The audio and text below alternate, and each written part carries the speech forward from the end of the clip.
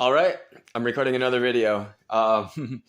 This one, okay, this one is going to be more specific than the other videos. Oh, my kitty cat, baby.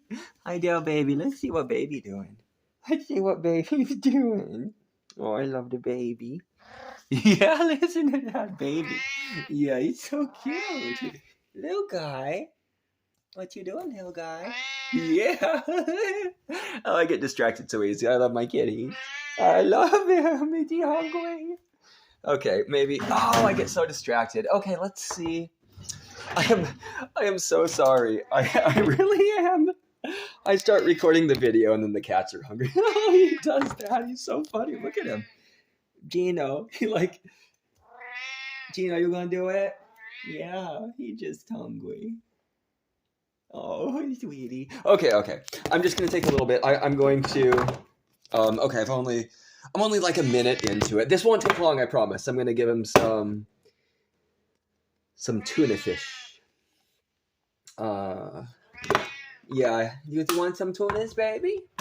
Does he want some tunas? Does the baby want some tunas? Yeah. The baby wants some tunas. Baby. Okay, babies. The babies want some tunas.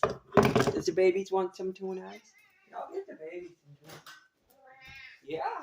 Come on, babies. There you go. Did you want your tunas? Yeah, babies eat it. You want to eat your tunas, Gene? Oh, my goodness. Okay. Oh, Gene. You gonna eat your tunas, baby? What's baby doing? Are you gonna eat your tuna, Gene? Oh. You're gonna eat your tunas. Eat your tunas. Okay. So, they're both going for it now. Okay. Yes. So the reason I'm making this video is I'm looking for an attorney. I'll describe the situation, and I guess the thing is right now I do not have any money. So any attorney I get. If somebody would be willing to help me for free, that would be nice. I don't feel good really about asking to get things for free like this, but simply because I'm kind of in a strange situation. I'm unemployed. I don't have a vehicle. I don't have income except for plasma donation. I donate plasma. And yeah, so just kind of in a strange situation. So here's what's happening. It's the situation with the property that I live on, and I'll go over a few different aspects of this. So one of the aspects is living with a roommate who, I'll just describe the situation. So I live with my roommate, and the property that I live on is supposed to be mine. The property will go into my name soon. I don't know exactly when. I've heard that there was an attorney that was working on clearing the title for the property, and I believe at that point, the guy that I'm going to get the loan from, I think that's the next step in that. So like doing the paperwork for the loan, and then my sister will get money from that, and it's just kind of it's a very strange situation. It's like my sister got the house that she lives in my dad's will, and I was supposed to get this property, but essentially I have to pay my sister $90,000 to keep the property. So I'm just not happy about that. I'm not happy about having to pay my sister $90,000 to live on a property that was supposed to be mine. And in addition to that, so I had an electrician come in several months ago, and the electrical panel needs to be replaced. The heating really needs to be replaced.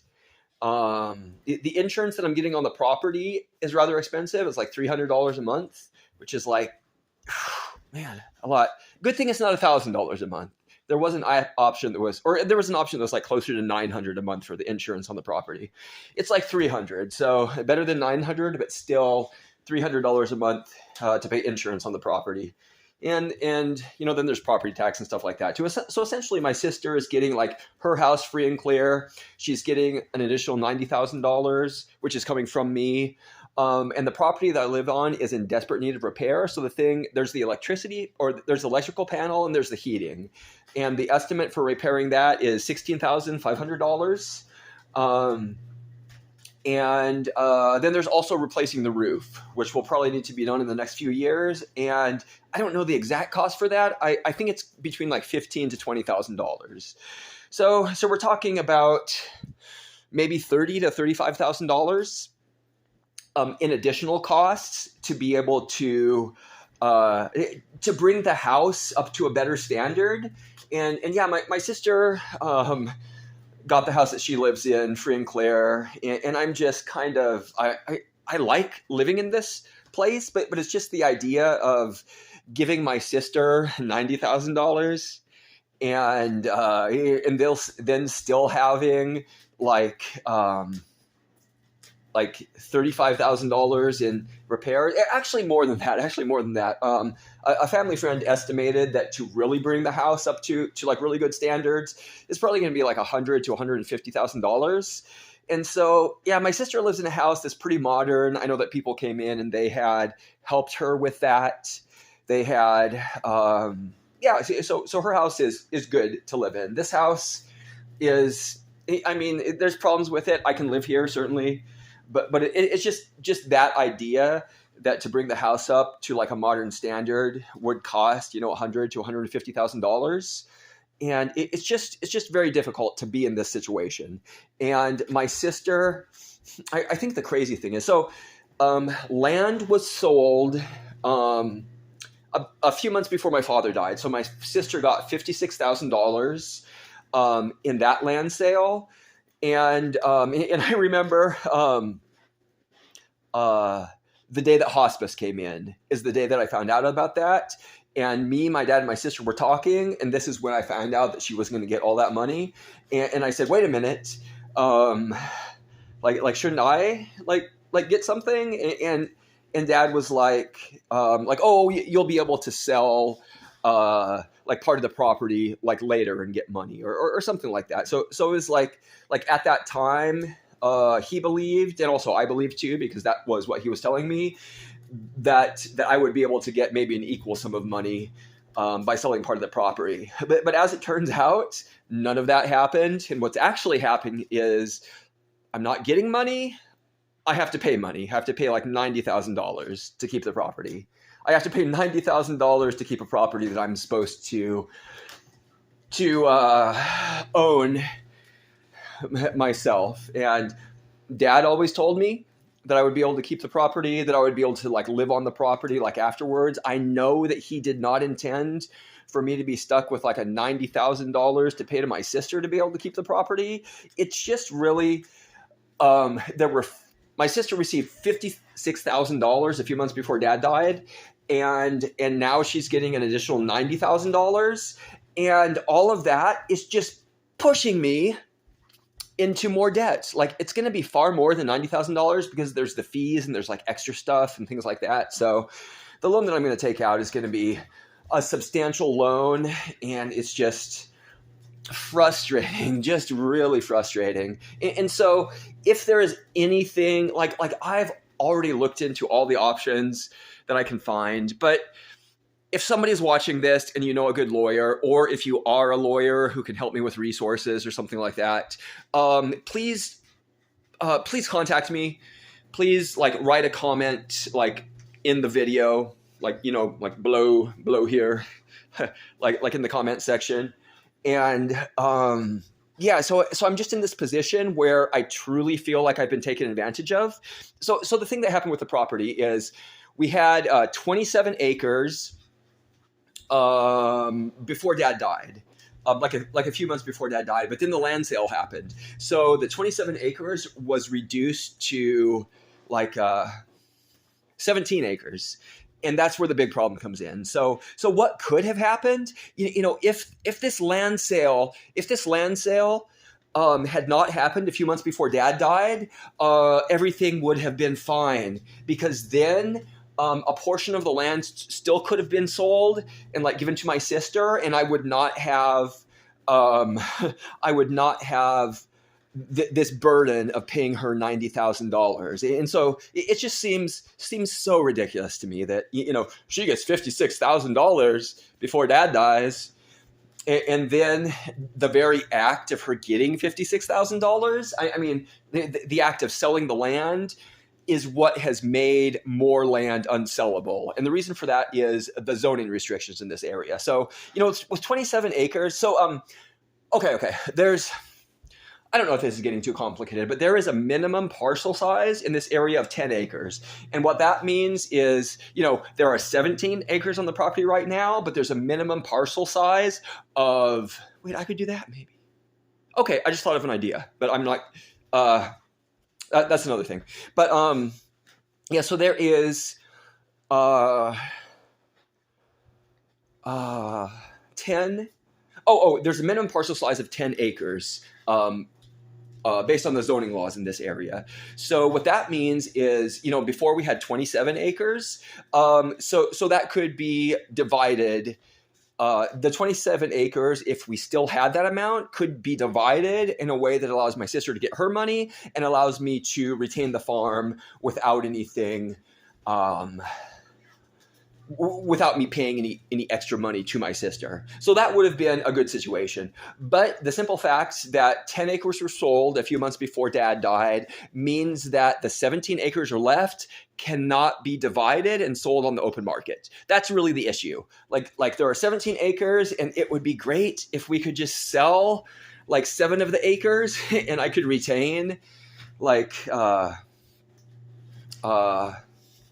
I could retain, 10 acres, but it's not legally possible. It's not possible based on the zoning restrictions in this area.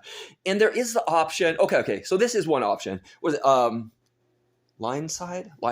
Sight line? Line side? Oh, I kept on forgetting this. Sight line? No, line side adjustment? I forgot the term. Well, there's something that you can do. You can take I could sell like the 7 acres to a neighbor if they want to buy it.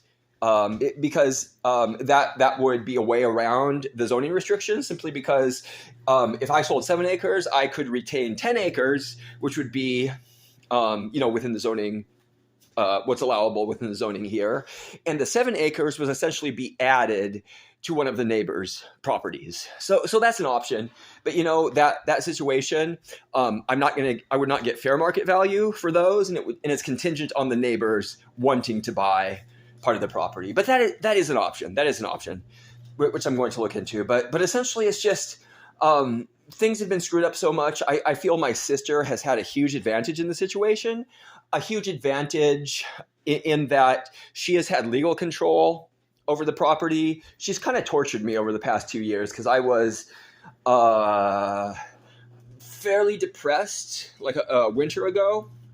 I did okay during this winter actually, but like a winter ago I was depressed and I would get like emails from my sister saying that she's going to sell the farm. And this is my home. I've also put like a lot of effort in over the years. Like I have my art studio in the back that I worked about a year on. I've had a lot of other things that I've done around here, and it's just like, yeah, just the thought that she's going to try to take those things away from me. It's like she's going to sell the land to get her $90,000. She already got this $56,000, and yeah, I just I do not believe my sister should get $90,000 from the sale simply because it is disadvantaging me. Like they're oh man, this is the hard thing too, is dad was not very competent in a lot of things. So the way that dad's will set up, I think he thought that he set up his will correctly, but the way that it's turning out is just screwing me over. Like I did not expect my inheritance to mean that I would need to take out a $90,000 loan. That's ridiculous. Oh, here's your inheritance, $90,000 more in debt.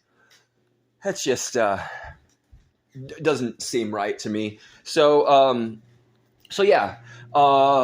I am like if an attorney wants to contact me, if somebody else wants to contact me and say, hey, maybe I got this attorney for you, this would be really willing to work for you, like for free, hopefully. I don't know if that's possible. It'd be nice if it was possible, but yeah. And so that is part of the situation. The part of the situation, like legally, I just feel like, my sister's been in control of the property. My sister's been able to make decisions. My sister, the other issue is getting my roommate to move out. So I requested that my roommate move out back in February. The request was made in February. I gave him till April 15th to move out. And, he pretty much, he flat out refused to move out. So I live with a guy that is very emotionally unhealthy for me to be with. And I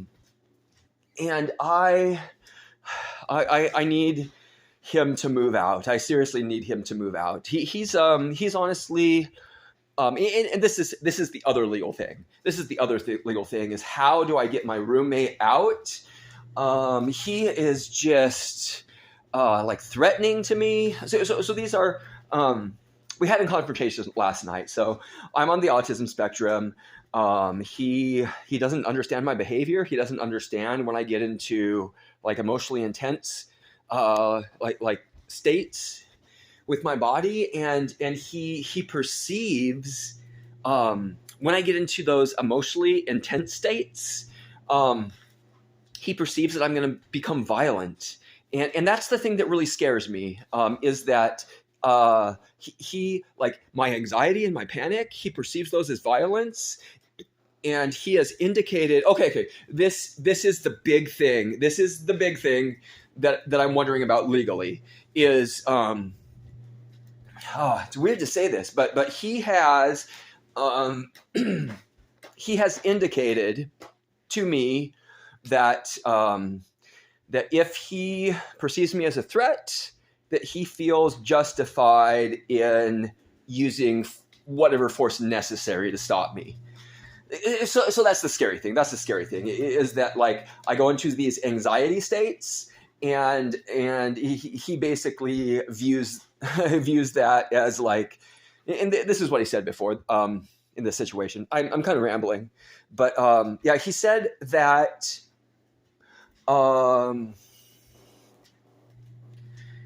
when I get into an anxiety state, like there was we were talking with the real estate agent and blah, blah, blah. And he noticed I was getting into kind of like an anxiety state.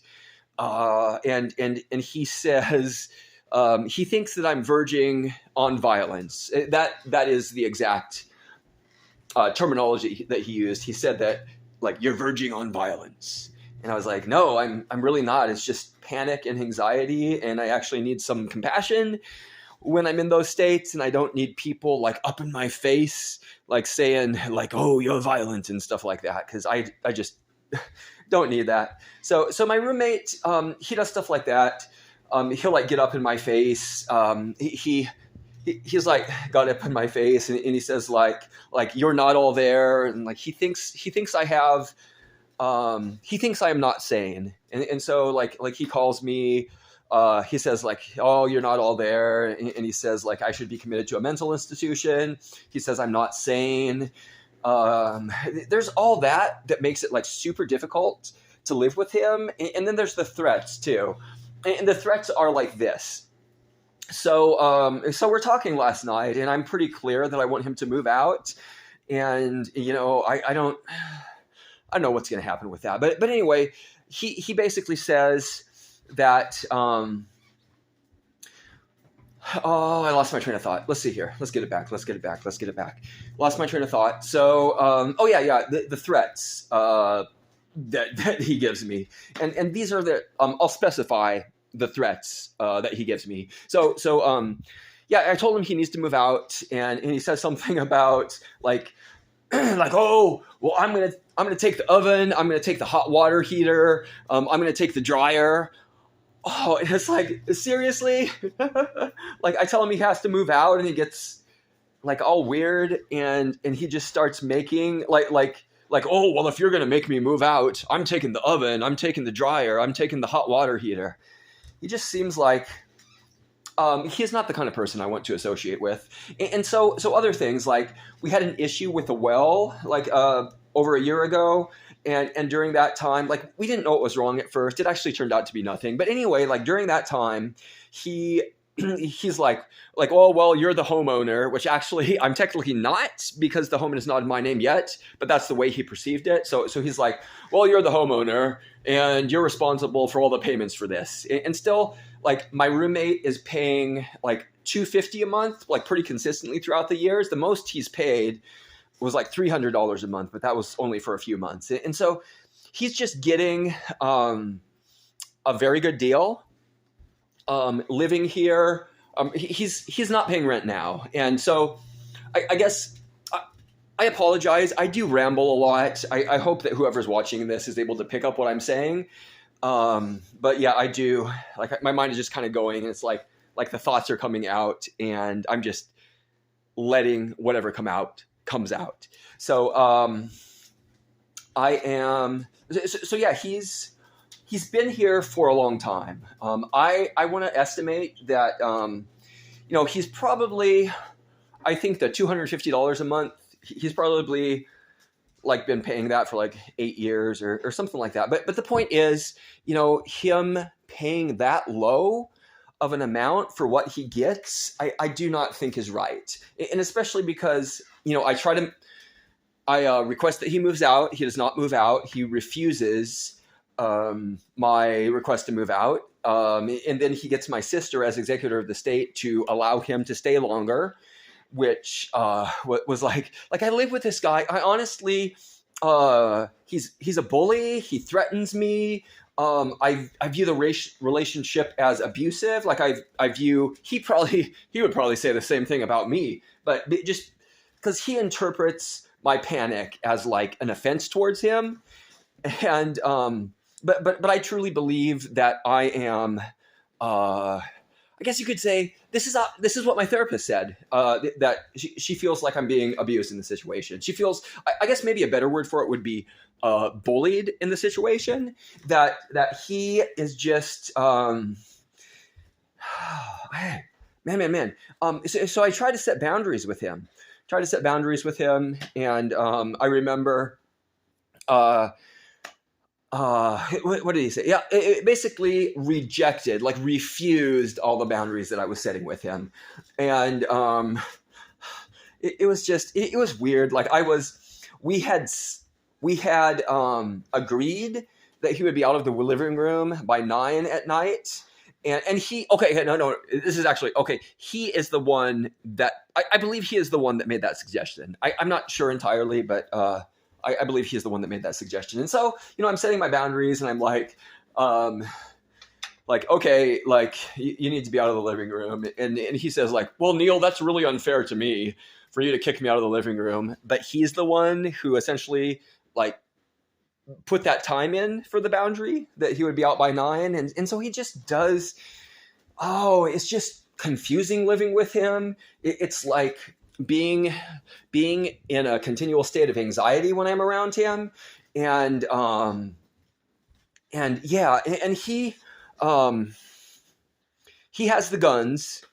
I honestly don't think he talks big, but I don't think when it comes down to it, I doubt he would be able to injure somebody, unless he truly felt that his life was in danger. So I kind of don't think that he would like come after me, but there's still that thought. There's still that thought of he is the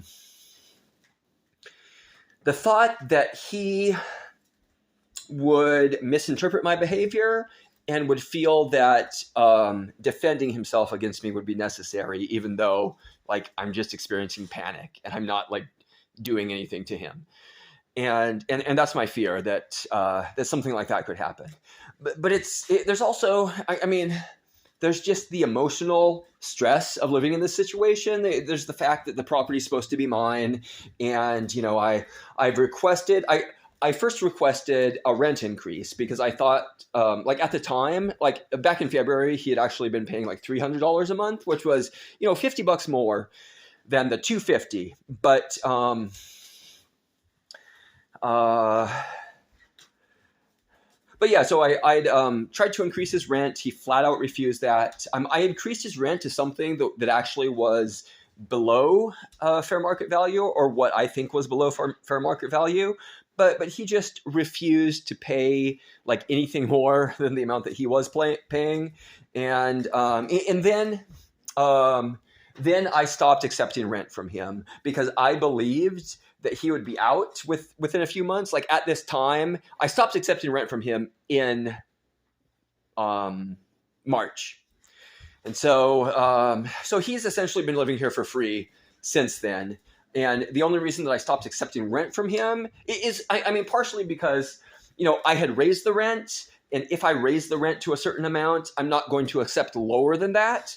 Really, the option was like he pays or he leaves. But then he got my sister to allow him to stay here.